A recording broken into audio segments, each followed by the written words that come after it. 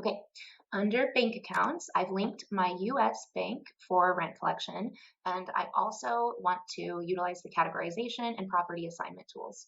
So anything that I categorize as a Schedule E tax category and assign to a property will later be able to be pulled into a Schedule E tax preparation report.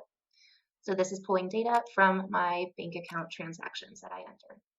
So to start, I have a $6.33 charge. I'm going to click on the category. This was maintenance, and it was paint, and this is for the property that I added to the platform. I can also click on the arrow to open the drawer, and I can write a memo if I want to.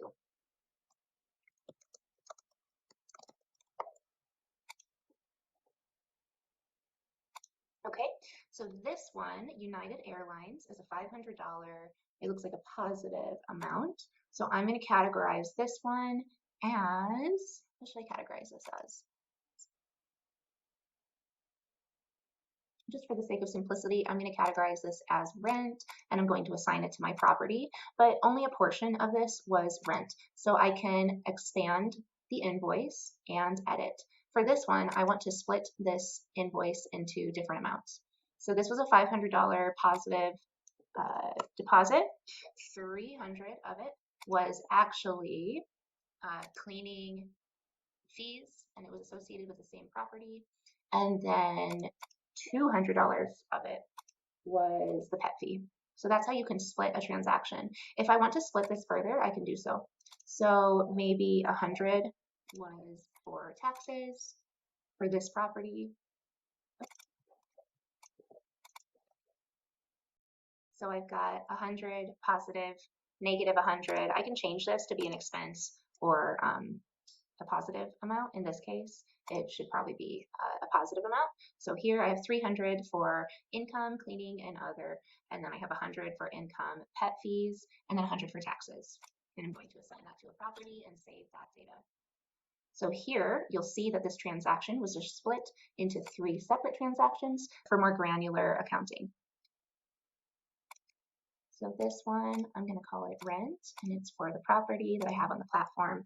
In my memo, I'm going to write that Sarah paid with check. I can split these as many times as I want to. And then I can also make them positive or negative. So long as the balance adds up, you can customize it however you want. You can also delete them if you maybe add too many splits. I can filter by time frame if I want to look at data from the past 30 days versus all time.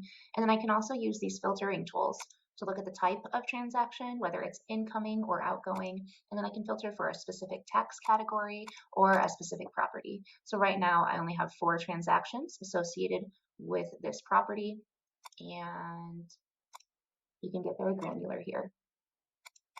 You can clear my filter. I can also select every single transaction and bulk edit them. So let me do that really quick. Clicking all of them, and I can edit to make them all rent for a specific property.